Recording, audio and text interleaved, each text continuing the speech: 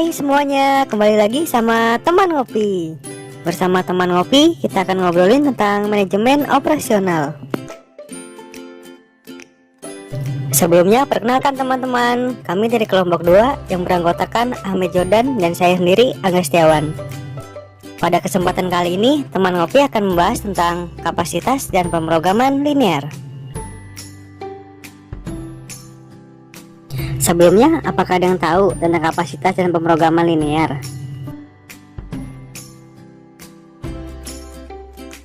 Kalau dengar tentang kapasitas dan pemrograman linear, pasti yang terlintas adalah persediaan, matematika, dan tentunya hitung-hitungan.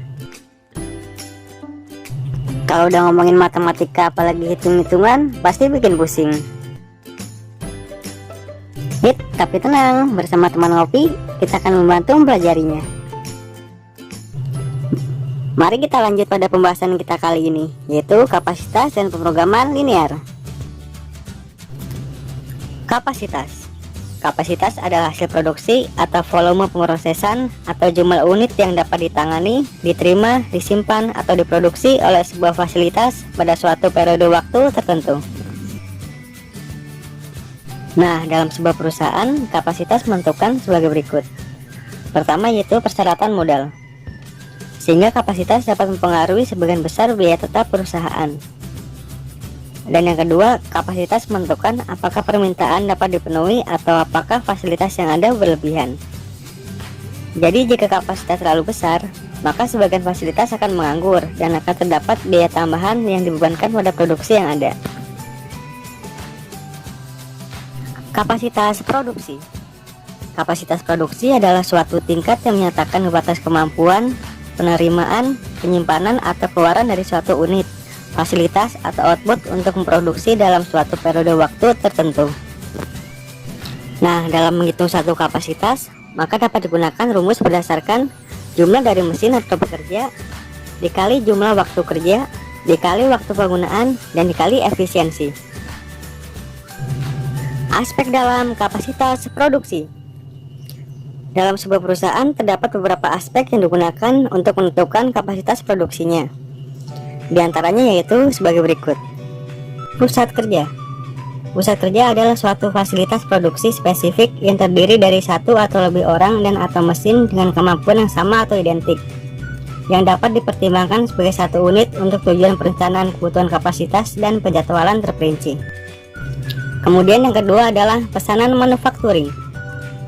Pesanan manufakturing merupakan suatu dokumen atau identitas jadwal yang memberikan kewenangan untuk membuat part tertentu atau produk dalam jumlah tertentu. Lalu yang ketiga adalah routing. Routing adalah sekumpulan informasi yang memerinci metode pembuatan item tertentu. Kemudian yang keempat adalah beban. Beban adalah banyaknya kerja yang dijadwalkan untuk dilakukan oleh fasilitas manufakturing dalam periode waktu yang ditetapkan. Kemudian yang kelima adalah kapasitas. Kapasitas merupakan tingkat di mana sistem manufakturing berproduksi. Jenis-jenis kapasitas produksi. Dalam sebuah perusahaan terdapat 3 jenis kapasitas produksi, diantaranya yaitu kapasitas desain. Kapasitas desain merupakan output yang maksimum secara teori pada suatu sistem dalam suatu periode waktu tertentu pada kondisi idealnya. Kemudian yang kedua adalah kapasitas efektif. Kapasitas efektif adalah kapasitas yang diperkirakan dapat dicapai oleh sebuah perusahaan dengan keterbatasan operasi yang ada sekarang. Dan yang ketiga adalah kapasitas efisien. Kapasitas efisien adalah persentase desain kapasitas yang benar-benar tercapai oleh perusahaan. Perencanaan kapasitas produksi. Perencanaan kapasitas adalah proses penentuan jumlah tenaga kerja, mesin, dan fasilitas fisik lainnya yang diperlukan untuk mencapai sasaran keluaran tertentu. Tujuan utama dari perencanaan kapasitas adalah menyediakan manajemen dengan kerangka kerja analisis untuk merancang sebuah strategi kapasitas yang efektif. Pada proses perencanaan kapasitas produksi, ada beberapa hal yang harus dilakukan oleh perusahaan, diantaranya sebagai berikut. Yang pertama adalah memperkirakan permintaan di masa depan, termasuk dampak dari teknologi, persaingan, dan hal lainnya. Kemudian menjabarkan perkiraan itu dalam bentuk kebutuhan fisik. Kemudian menyusun pilihan terencana kapasitas yang berhubungan dengan kebutuhan. Lalu menganalisis pengaruh ekonomi pada pilihan terencana. Dan yang terakhir adalah memutuskan rencana pelaksanaan. Pemrograman linear. Pemrograman linear adalah teknik pengambilan keputusan untuk memecahkan masalah pengalokasian sumber daya yang terbatas di antara berbagai kepentingan seoptimal mungkin. Dalam pemrograman linear terdapat dua metode untuk penyelesaiannya. Yang pertama yaitu metode grafik. Metode grafik adalah metode pemrograman linear yang digunakan untuk memecahkan masalah maksimal dua variabel. Kemudian yang kedua adalah metode simplex. Metode simplex adalah suatu metode yang sistematis dan digunakan untuk memecahkan masalah yang mempunyai minimal 3 variabel. Nah, selanjutnya agar lebih memahami tentang kapasitas dan pemrograman linear, teman Ngopi akan membahas contoh soal. Pada contoh soal dijelaskan jika luas satu daerah parkir adalah 1760 meter persegi, dan untuk luas rata-rata mobil kecil adalah 4 meter persegi dan mobil besar 20 meter persegi. Dan untuk daya tampung maksimum adalah 200 kendaraan. Untuk biaya parkir mobil kecil adalah 1000 per jam dan mobil besar 2000 per jam. Jika dalam 1 jam terisi penuh dan tidak ada kendaraan yang pergi dan datang, maka hasil maksimum tempat parkir itu adalah. Dari contoh soal di atas, kita diminta untuk mencari nilai maksimum tempat parkir tersebut. Untuk mencari nilai maksimum tempat parkir tersebut, kita akan menggunakan pemrograman linear dengan metode grafik. Pertama, kita buat sebuah asumsi bahwa untuk X adalah banyaknya mobil kecil dan untuk Y adalah banyaknya mobil besar. Kemudian langkah pertama kita buat tabel penyederhanaannya. Maka didapat seperti tabel ini. Dari tabel ini, maka didapatkan untuk nilai maksimum atau maksiat adalah 1000X ditambah 2000Y. Dan kendala yang pertama adalah 4X ditambah 20Y harus kurang dari atau sama dengan 1760. Kemudian kendala yang kedua adalah X tambah Y kurang dari atau sama dengan 200. Dan kendala yang ketiga, X atau Y harus lebih besar atau sama dengan 0. Untuk langkah yang kedua, kita ubah semua tanda peridaksamaan menjadi sama dengan. Maka didapatkan 4X tambah 20Y sama dengan 1760 dan X tambah Y sama dengan 200. Untuk langkah yang ketiga, kita akan mencari dua titik koordinat pada semua persamaan untuk memetakan garis pada grafik. Pada persamaan pertama adalah 4X tambah 20Y sama dengan 1760. Pertama, kita asumsikan bahwa X adalah 0, maka didapatkan untuk Y adalah 88. Maka dihasilkan titik koordinat untuk X adalah 0 dan untuk Y adalah 88. Kemudian kita asumsikan Y sama dengan 0, maka didapatkan untuk X adalah 440. Dan titik koordinatnya untuk X adalah 440 dan untuk Y adalah 0.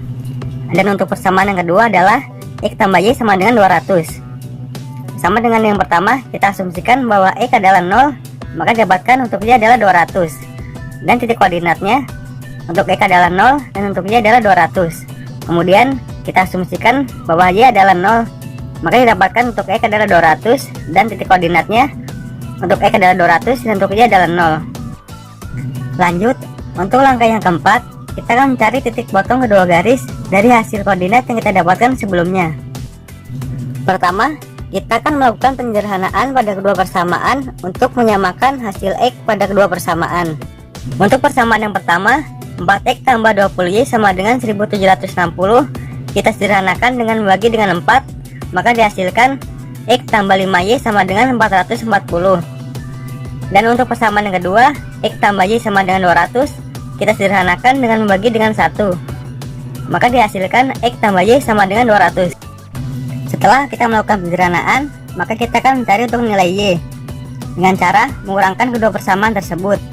Maka didapatkan untuk nilai Y sama dengan 60. Kemudian untuk mencari nilai X, kita substitusikan nilai Y ke dalam persamaan. Misalkan pada persamaan X tambah Y sama dengan 200, kita masukkan untuk nilai Y sama dengan 60, maka didapatkan untuk nilai X sama dengan 140. Sehingga didapatkan untuk titik potong kedua garis adalah untuk X sama dengan 140 dan untuk Y sama dengan 60. Setelah kita mendapatkan titik koordinat untuk dua persamaan tersebut berikut dengan titik potongnya, maka kita aplikasikan ke dalam grafik. Maka hasilnya seperti gambar berikut. Dari gambar grafik ini, maka diketahui untuk maksud atau nilai maksimum berada di dalam titik A, B, dan C. Maka langkah berikutnya adalah kita substitusikan ketiga titik tersebut ke fungsi untuk menentukan nilai maksimumnya. Setelah kita substitusikan ketiga titik tersebut ke dalam fungsi, maka didapatkan untuk nilai maksimum berada pada titik B, yaitu dengan keuntungan 260.000. Keuntungan adalah pendapatan bersih yang didapatkan oleh suatu perusahaan atau individu dari kegiatan ekonomi yang dilakukannya. Keuntungan didapatkan dengan mengurangi hasil penjualan dengan biaya yang dikeluarkan. Keuntungan dibagi menjadi dua macam. Yang pertama yaitu keuntungan kotor. Keuntungan kotor artinya keuntungan yang diperoleh sebelum dikurangi biaya-biaya yang menjadi beban perusahaan. Kemudian yang kedua adalah keuntungan bersih. Keuntungan bersih merupakan keuntungan yang telah dikurangi biaya-biaya yang merupakan beban perusahaan dalam suatu periode tertentu. Terima kasih telah mengikuti penjelasan teman ngopi pada kali ini. Untuk mengakhiri pembahasan kali ini, saya ucapkan salam ngopi.